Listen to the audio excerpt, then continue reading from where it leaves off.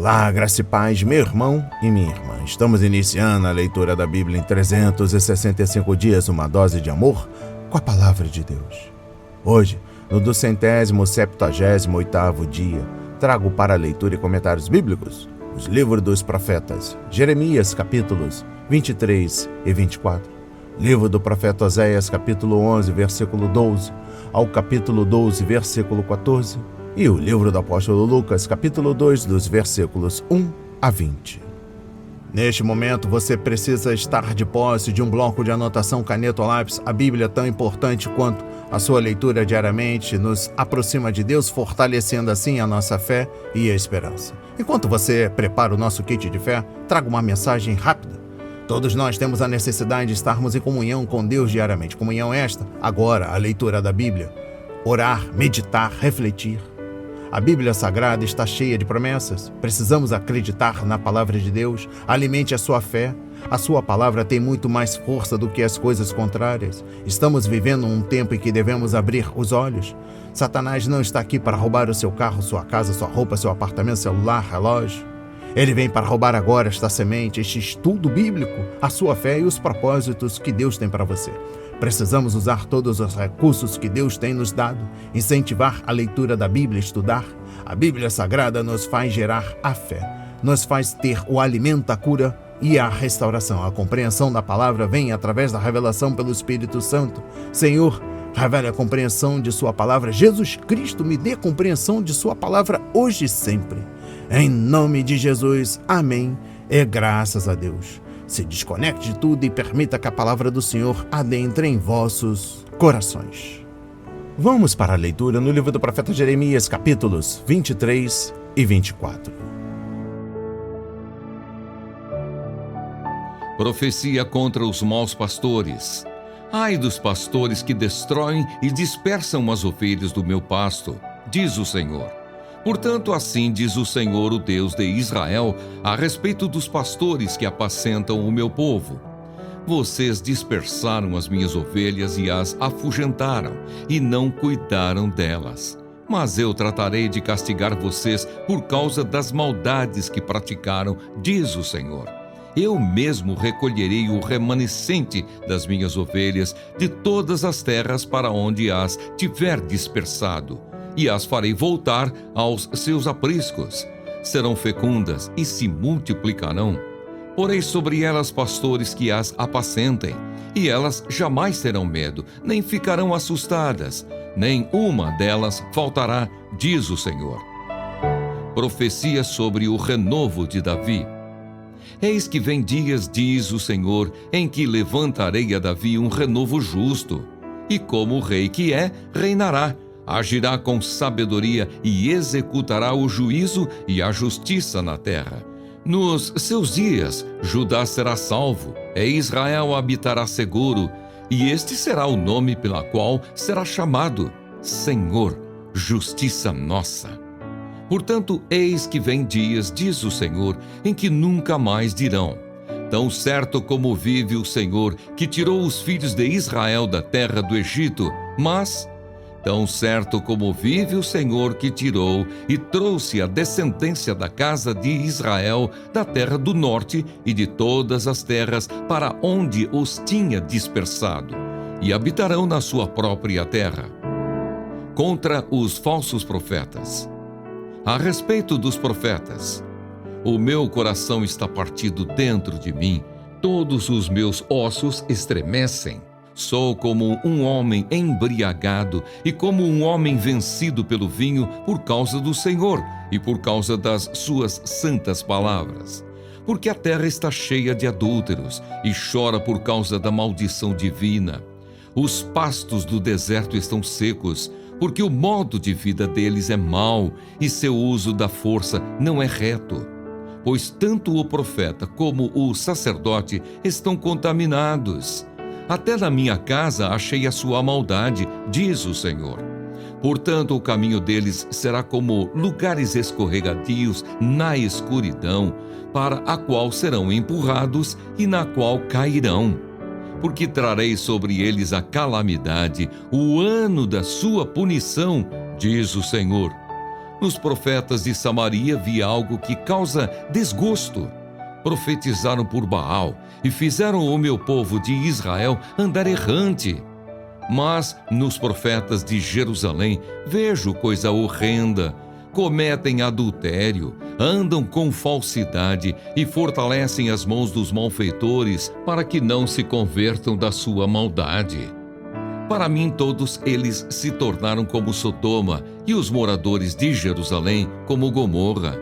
Portanto, assim diz o Senhor dos Exércitos a respeito dos profetas: eis que os alimentarei com absinto e lhes darei de beber água envenenada, porque dos profetas de Jerusalém se derramou a impiedade sobre toda a terra. Assim diz o Senhor dos Exércitos: não deem ouvidos às palavras dos profetas que profetizam entre vocês e que os enchem de falsas esperanças. Falam as visões do seu coração, não o que vem da boca do Senhor. Dizem continuamente aos que me desprezam: o Senhor disse, vocês terão paz. E a todos os que andam segundo a dureza do seu coração, dizem, nenhum mal lhes sobrevirá. Porque quem esteve no conselho do Senhor e viu e ouviu a sua palavra? Quem esteve atento à sua palavra e a ouviu? Eis a tempestade do Senhor. O furor saiu e um vendaval passou sobre a cabeça dos ímpios. A ira do Senhor não se desviará, até que ele execute e cumpra os desígnios do seu coração. Nos últimos dias vocês entenderão isso claramente. Não mandei esses profetas, mas eles foram correndo. Não lhes falei, mas eles profetizaram. Mas se tivessem estado no meu conselho, teriam anunciado as minhas palavras ao meu povo e o teriam feito voltar do seu mau caminho e da maldade das suas ações. Sou eu Deus apenas de perto, diz o Senhor, e não também Deus de longe? Pode alguém se ocultar em esconderijos, de modo que eu não o veja? Diz o Senhor. Não encho eu os céus e a terra? Diz o Senhor. Tenho ouvido o que dizem aqueles profetas, proclamando mentiras em meu nome, dizendo, sonhei, sonhei. Até quando acontecerá isso no coração dos profetas que proclamam mentiras, que proclamam só o engano do próprio coração? Até quando tentarão fazer com que o meu povo se esqueça do meu nome por meio dos sonhos que contam uns aos outros, assim como os pais deles se esqueceram do meu nome por causa de Baal? O profeta que tem um sonho, conte-o como um simples sonho. Mas aquele em quem está a minha palavra, fale a minha palavra com verdade. O que é que a palha tem a ver com o trigo? Diz o Senhor. Não é a minha palavra como fogo, diz o Senhor, e como um martelo que despedaça a rocha? Portanto, eis que eu sou contra esses profetas, diz o Senhor, que roubam as minhas palavras uns dos outros. Eis que eu sou contra esses profetas, diz o Senhor, que pregam a sua própria palavra e afirmam, ele disse. Eis que eu sou contra os que profetizam sonhos mentirosos, diz o Senhor, e os contam. E com as suas mentiras e leviandades fazem o meu povo andar errante. Eu não os enviei, nem lhes dei ordem alguma, e eles não trazem nenhum proveito a este povo, diz o Senhor. Quando, pois, este povo, ou um profeta, ou um sacerdote perguntar a você, Jeremias, qual é a sentença pesada do Senhor? Responda, vocês são o peso, e eu os lançarei fora, diz o Senhor. E se um profeta, um sacerdote ou alguém do povo disser, sentença pesada do Senhor, castigarei esse homem e a sua casa. Em vez disso, cada um deveria perguntar ao seu companheiro e ao seu irmão, o que o Senhor respondeu? O que foi que o Senhor falou? Mas nunca mais vocês devem fazer menção das palavras, sentença pesada do Senhor, pois o que se tornará um peso para alguém é a própria palavra que ele falou. Porque vocês torcem as palavras do Deus vivo, do Senhor dos Exércitos, o nosso Deus. O que você deve perguntar a um profeta é, o que foi que o Senhor lhe respondeu? O que foi que o Senhor falou? Mas porque vocês dizem, sentença pesada do Senhor? Assim diz o Senhor. Porque vocês continuam a usar as palavras, sentença pesada do Senhor, quando eu lhes havia proibido de fazer isso. Eu os levantarei e os lançarei fora da minha presença, tanto vocês como a cidade que dei a vocês e aos seus pais. Porei sobre vocês perpétuo desprezo e eterna vergonha, que jamais serão esquecidos. A visão dos 2 cestos de figos.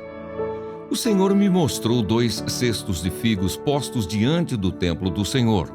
Isso aconteceu depois que Nabucodonosor, rei da Babilônia, levou para o cativeiro Jeconias, filho de Jeoaquim, rei de Judá, as autoridades de Judá, os artífices e os ferreiros. Ele os levou de Jerusalém à Babilônia.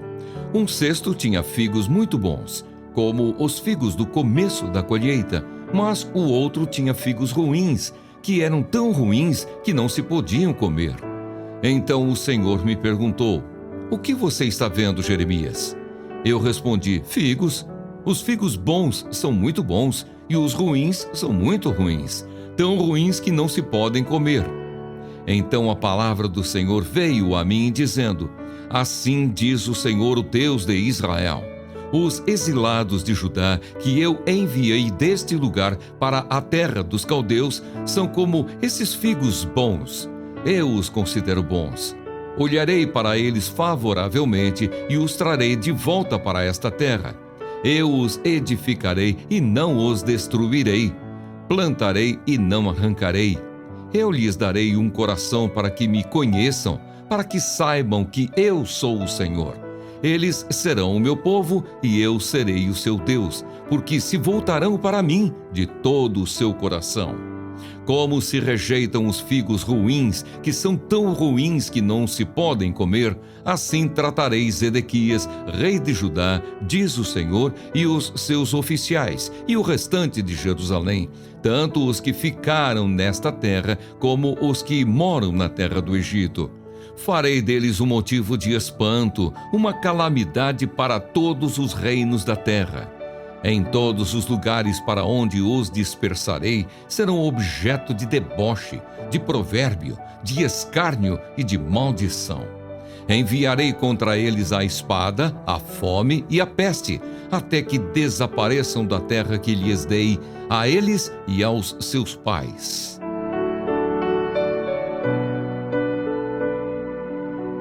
Amém. Compreendendo o livro do profeta Jeremias, capítulo 23, exposição bíblica dos versículos 1 a 8. Jeremias denunciou todos os líderes, pastores de Judá, pelo modo impiedoso com que tratavam as pessoas indefesas, conforme versículo 1 ao 4. Em vez de liderar o rebanho com amor, eles o haviam abandonado e levado para a destruição. Os pastores não se importavam com o rebanho, por isso Deus os visitaria com punição. Por desobedecerem à lei e por se recusarem a confiar no Senhor, os líderes destruíram a nação e espalharam o rebanho entre os gentios. Deus, entretanto, prometeu reunir novamente seu povo e transformar o remanescente em uma nação.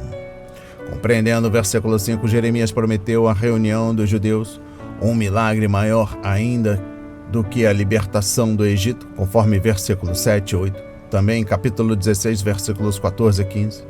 Deus iria chamar seu povo de entre as nações do mundo, reunindo os remanescentes na sua terra, refinando-os e, então, lhes enviando o Messias prometido. Por mais sombrio que o dia possa ser, Deus envia a luz da esperança por meio de suas promessas. O remanescente piedoso de Judá deve ter sido encorajado a ouvir as palavras do profeta do Senhor, e as promessas devem ter sustentado aquelas pessoas durante os tempos difíceis do cativeiro. O retorno dos judeus à sua terra depois do cativeiro foi apenas um prenúncio da grande reunião que ocorrerá nos últimos dias. Aleluia! Vem, Senhor Jesus! Exposição bíblica dos versículos 9 a 15. Os verdadeiros profetas sabem como é sério ser chamado por Deus para anunciar sua palavra. É uma responsabilidade que ele aceita com temor e tremor. Quando vêm profetas autoproclamando, vivendo como pecadores, eles ficam em agonia. Não é de admirar que Jeremias tivesse um coração partido e tremesse como um bêbado. Ele percebeu o que os falsos profetas estavam fazendo ao povo e à terra, e isso o deixou doente. Exposição bíblica dos versículos 10 a 11. Os falsos profetas cometiam adultérios e lotavam as casas de prostituição. Referência capítulo 5, versículo 7. Depois iam ao templo e fingiam adorar ao Senhor, fazendo da casa de Deus um covil de ladrões, conforme capítulo 7, versículos 9 a 11. Mas a palavra adultério também incluía a adoração aos ídolos e o pecado de afastar-se do verdadeiro Deus, com quem Israel era casado, e se tornar infiel às promessas da sua aliança. As expressões de idolatria mediante a imoralidade criam uma ofensa atemporal contra Deus. Compreendendo o versículo 12, geralmente uma nação precisa de cura porque o povo de Deus não está obedecendo a ele, nem lhe servindo como deveria. Gostamos de culpar políticos desonestos e aqueles que promovem a prostituição e a pornografia pelo declínio moral de uma nação, mas Deus culpa seu povo. Se o meu povo, que se chama pelo meu nome, se humilhar e orar, buscar a minha face e se afastar dos seus maus caminhos, dos céus o ouvirei, perdoarei o seu pecado e curarei a sua terra. 2 de Crônicas, capítulo 7, versículo 14. Aleluia!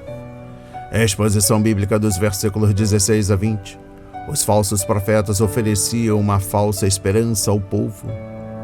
Eles apresentavam uma mensagem que era popular e as pessoas, assustadas, se agarravam a ela e nela se firmavam. Mas os falsos profetas não recebiam a mensagem na intimidade com Deus. Eles inventavam tudo.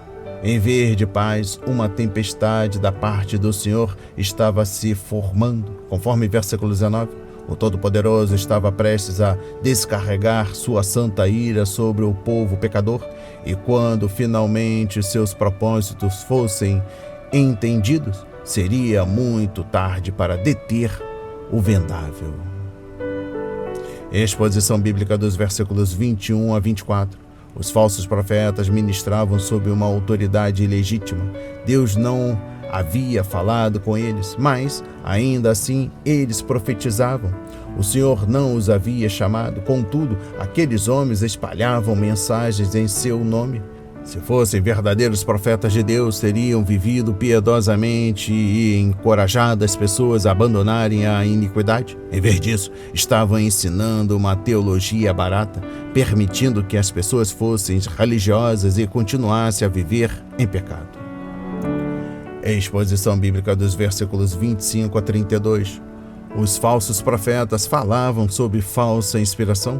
Eles dependiam de sonhos e de delírios da mente para fazer suas previsões e até mesmo plagiavam as mensagens uns dos outros, comparando-os com o nutritivo trigo da palavra.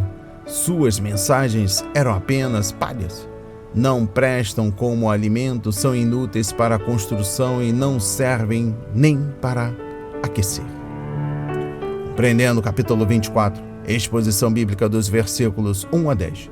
Em 597 a.C., os babilônios deportaram o rei Jeoaquim juntamente com muitos nobres e cidadãos importantes, deixando apenas os mais pobres para trabalharem na terra, conforme 2 de Reis, capítulo 24, versículos 14 a 16. Isso assinalou o começo do fim para Judá. Sem dúvida, Jeremias estava grandemente angustiado. Ainda continuando com a exposição bíblica, o que se faz com figos podres? Nada, senão atirar fora.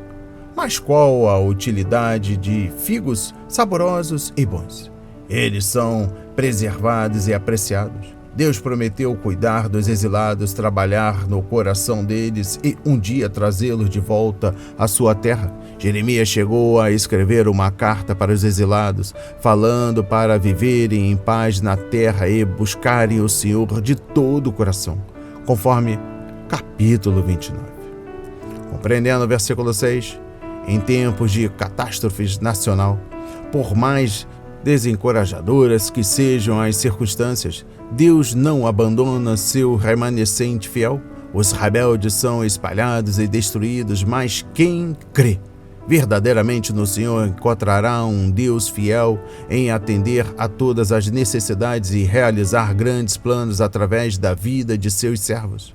As pessoas que voltaram à terra após o cativeiro não eram de forma alguma perfeitas, mas aprenderam a confiar no Deus vivo e verdadeiro e rejeitaram os ídolos. Seu cativeiro não serviu para outra coisa, ao menos purgou os judeus da idolatria. E eu encerro a compreensão do livro do profeta Jeremias, capítulo 24, trago o versículo 9. A destruição de Jerusalém e a queda de Judá não foram episódios acidentais, mas designados pelo Senhor, pois o Altíssimo estava no controle. Agora a terra iria desfrutar dos seus sábados, conforme Levítico 25, versículos 1 a 4 e 2 de Crônicas, capítulo 36, versículo 21. Os exilados na Babilônia teriam tempo para se arrepender e buscar o Senhor. Na distante Babilônia, Deus, o olheiro, iria refazer seu povo. Conforme capítulo 18, os judeus voltariam à terra prometida castigados, mas purificados. Agora vamos para a leitura no livro do profeta Oséias, capítulo 11, versículo 12 ao capítulo 12, versículo 14. A condenação de Israel e de Judá. Efraim me cercou com mentiras e a casa de Israel com engano. Mas Judá ainda está do lado de Deus e permanece fiel ao Santo. Efraim apacenta o vento e persegue o vento leste o dia inteiro. Multiplica mentiras e destruição. Faz aliança com a Assíria, mas o azeite é levado para o Egito. A acusação contra Judá. O Senhor tem uma controvérsia com Judá e castigará Jacó segundo a sua conduta. Ele lhe dará o que merece por seus atos. No ventre, Jacó pegou no calcanhar de seu irmão. No vigor da sua idade, lutou com Deus. Lutou com o anjo e venceu. Chorou e pediu que o abençoasse. Em Betel encontrou Deus e ali Deus falou com ele. O Senhor, o Deus dos exércitos, o Senhor é o seu nome. Quanto a você, volte para o seu Deus, siga o amor e a justiça e espere sempre no seu Deus. Como o mercador que tem nas mãos uma balança desonesta e ama a opressão, Efraim diz: certamente fiquei rico, encontrei muitas riquezas. Em todos esses meus esforços, não me encontrarão em mim nenhum delito, nada que seja pecado. Mas eu sou o Senhor seu Deus, desde a terra do Egito. Eu ainda os farei habitar em tendas, como nos dias da festa. Falei aos profetas e multipliquei as visões, e pelo ministério dos profetas propus símiles. Será que há transgressão em Gileade? Eles são pura vaidade.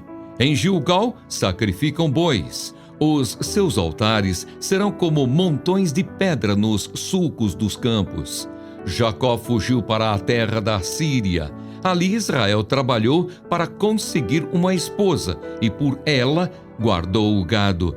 Mas o Senhor, por meio de um profeta, tirou Israel do Egito e por um profeta cuidou do seu povo.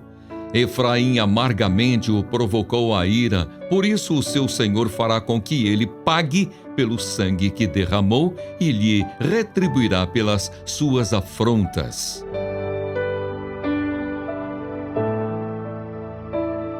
Amém.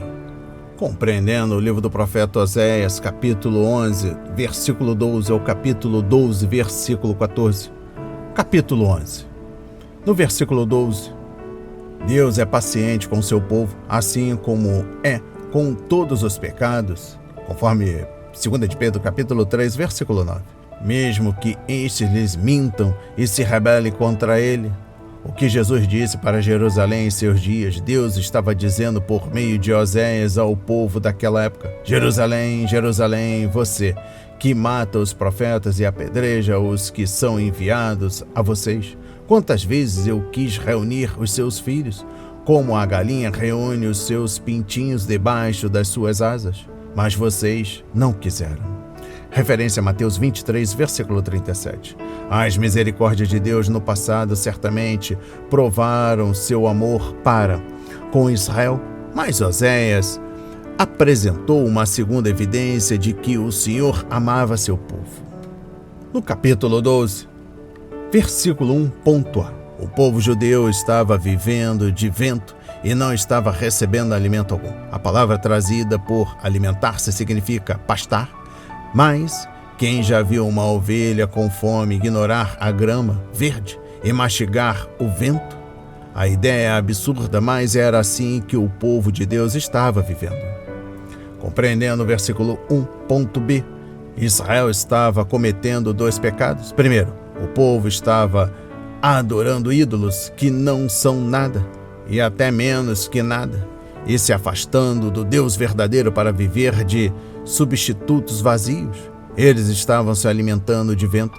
Segundo, estavam dependendo da proteção de alianças com o Egito e a Síria, em vez de confiar em seu grande Deus.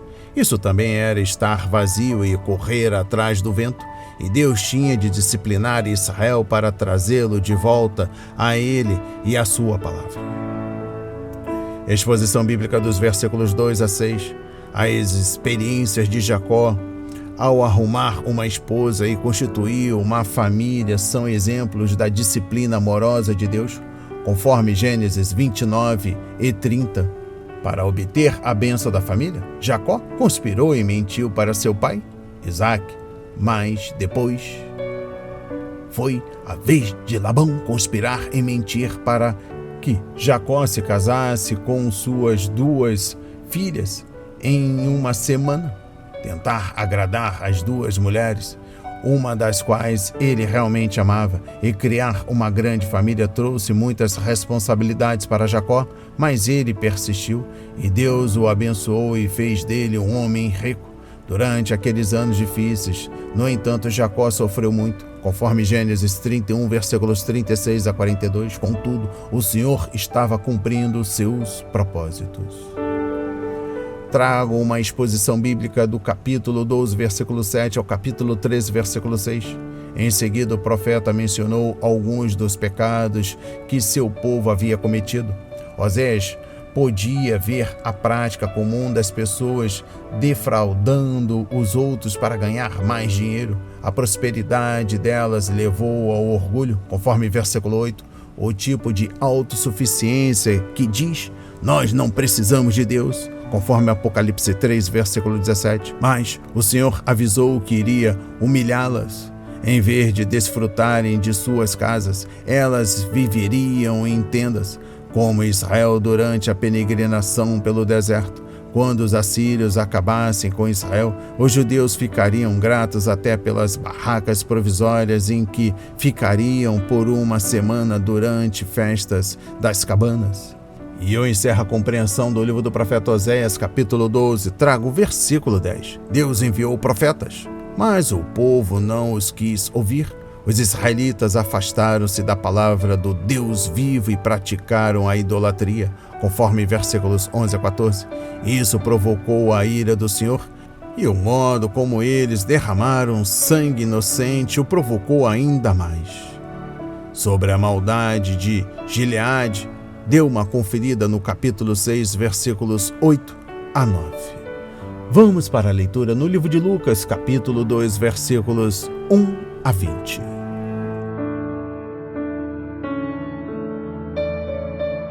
O nascimento de Jesus Cristo. Naqueles dias foi publicado um decreto de César Augusto convocando toda a população do império para recensear-se. O primeiro recenseamento foi feito quando Quirino era governador da Síria. Todos iam alistar-se, cada um à sua própria cidade. José também saiu da Galiléia, da cidade de Nazaré, e foi para a Judéia, até a cidade de Davi, chamada Belém, por ser ele da casa e família de Davi, a fim de alistar-se com Maria, sua esposa, que estava grávida. E aconteceu que, estando eles ali, chegou o tempo de ela ter a criança. Então Maria deu à luz o seu filho primogênito, enfaixou o menino e o deitou numa manjedoura, porque não havia lugar para eles na hospedaria. Os pastores e os anjos.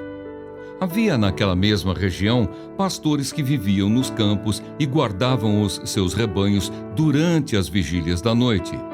E um anjo do Senhor desceu aonde eles estavam, e a glória do Senhor brilhou ao redor deles, e ficaram tomados de grande temor. O anjo, porém, lhes disse: Não tenham medo, estou aqui para lhes trazer boa nova de grande alegria, que será para todo o povo. É que hoje, na cidade de Davi, lhes nasceu o Salvador, que é Cristo, o Senhor. E isto servirá a vocês de sinal. Vocês encontrarão uma criança envolta em faixas e deitada em manjedoura.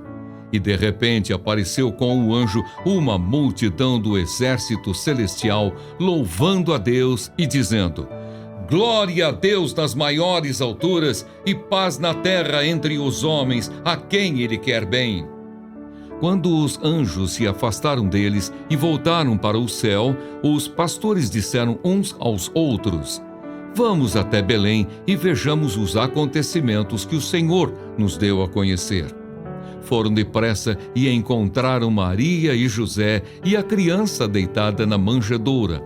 E vendo isso, divulgaram o que lhes tinha sido dito a respeito deste menino. Todos os que ouviram se admiraram das coisas relatadas pelos pastores. Maria, porém, guardava todas estas palavras, meditando-as no coração. E os pastores voltaram, glorificando e louvando a Deus por tudo o que tinham ouvido e visto, como lhes tinha sido anunciado. Amém. Compreendendo o livro do apóstolo Lucas, capítulo 2, dos versículos 1 a 20, trago a exposição bíblica dos versículos 1 a 7. César Augusto era o governante, mas Deus estava no comando, pois usou o decreto imperial para colocar Maria e José por 130 quilômetros, de Nazaré a Belém. Cumprindo assim sua palavra, Roma fazia um censo a cada 14 anos, para fins fiscais e militares. Nessas ocasiões, todo homem judeu deveria retornar à cidade dos seus pais para registrar nome, profissão, propriedades e dados familiares. Compreendendo o versículo 5, José e Maria já eram marido e mulher, conforme Mateus 1, versículos 18 a 25, mas, como só consumaram o matrimônio depois do nascimento de Jesus, ainda é dito que ela lhe estava prometida em casamento. A viagem deve ter sido muito penosa para Maria, mas ela se regozijava em fazer a vontade de Deus e, sem dúvida, devia estar feliz por poder afastar-se um tempo das fofocas de que era alvo em Nazaré. Compreendendo o versículo 7, naquele tempo, as mães enrolavam os recém-nascidos em longas faixas de tecido para dar aos seus pequeninos membros segurança e proteção. A palavra traduzida por manjedoura, versículos 7, 12 e 16, é traduzida por estábulo, conforme capítulo 13, versículo 15, e pode significar tanto lugar onde é colocada a comida como cercado para os animais. Ainda hoje é possível ver na Terra Santa os antigos coxos de pedra, e é provável que um como esses tenha servido de berço ao menino Jesus. Muitos estudiosos acreditam que o Nosso Senhor nasceu em uma gruta onde animais eram abrigados e não em um galpão de madeira, como normalmente é retratado nos presépios. Exposição bíblica dos versículos 8 a 9. Ao visitar aos pastores, o anjo revelou a graça de Deus por toda a humanidade. Os pastores eram realmente marginalizados em Israel. O trabalho deles não só os fazia cerimonialmente impuros, como também os mantinha afastados do templo durante semanas inteiras, de modo que não poderiam se purificar. Deus não chama os ricos e poderosos, mas sim os pobres e humildes. Conforme capítulo 1, versículos 51 a 53 e 1 de Coríntios, capítulo 26 a 29. Exposição bíblica dos versículos 10 a 12. O Messias veio para ser tanto bom pastor, conforme João capítulo 10, como o Cordeiro de Deus sacrificado pelos pecados do mundo, conforme capítulo 1, versículo 29. Talvez esses pastores estivessem cuidando do rebanho que forneceria sacrifícios para os serviços do templo. Então, convinha que as boas novas sobre o pastor e o Cordeiro de Deus fossem dadas primeiramente a humildes pastores. Compreendendo o versículo 14, a palavra hebraica shalom, paz, significa muito mais do que uma trégua nas batalhas da vida. Ela significa bem-estar, saúde, prosperidade, segurança, solidez e completude. Tem mais relação com o caráter do que com as circunstâncias. A vida era tão difícil naqueles dias como o é hoje. Os impostos e o desemprego eram altos, a moral do povo estava decaindo e uma potência tirana estava no controle através da força militar. As leis romanas, a filosofia grega e mesmo a religião judaica não poderiam suprir as necessidades do coração do homem. Então, Deus enviou o seu Filho. Aleluia! E eu encerro a leitura da Bíblia em 365 dias e também da compreensão do livro do apóstolo Lucas, capítulo 2, versículos 1 a 20. Trago o versículo 29. Maria guardava todas essas coisas e sobre elas refletia em seu coração, conforme versículo 51. A expressão por trás do termo refletia significa colocava as coisas juntas. Maria procurou por algum padrão que a ajudasse a entender a vontade de Deus. Houve tempo em que ela mesma não entendeu Jesus, conforme Marcos 3, versículos 31 a 35, e isso aumentaria seu sofrimento. Na última vez em que encontramos o nome de Maria nas Escrituras, ela está no cenáculo, orando com os outros cristãos. Referência Atos 1, versículo 14. A palavra de hoje foi semeada para a minha vida e para a sua vida, para a honra e a glória do Senhor. Receba este alimento diário, não hesite, compartilhe. Deus está interessado na minha e na sua dor. Que Deus nos abençoe.